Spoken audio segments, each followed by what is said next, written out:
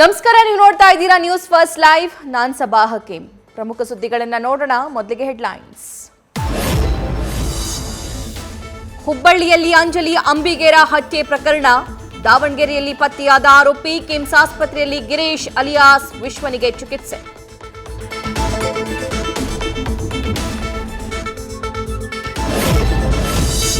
ಪ್ರಬುದ್ಧ ಅನುಮಾನಾಸ್ಪದ ಸಾವು ಕೇಸ್, 3 ಡೆತ್ ನೋಟ್ನಿಂದಾಗಿ ಪೊಲೀಸರಿಗೂ ತನಿಖೆ ಸವಾಲು. ಸಿಸಿಟಿವಿಯಲ್ಲೂ ಈವರೆಗೂ ಸಿಕ್ಕಿಲ್ಲ ಯಾವುದೇ ಸುಳಿವು.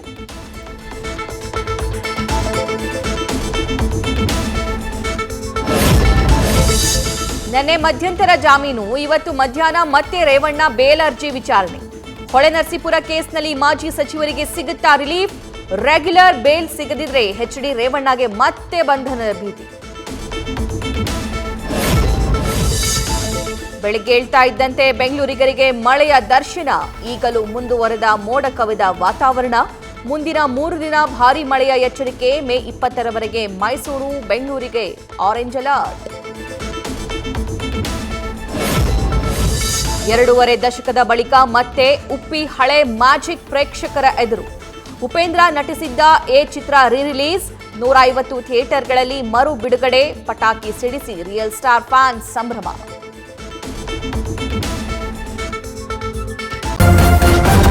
ನ್ಯೂಸ್ ಫಸ್ಟ್, ನಿರ್ಭೀತಿಯಿಂದ ನಿಮ್ಮ ಪರವಾಗಿ.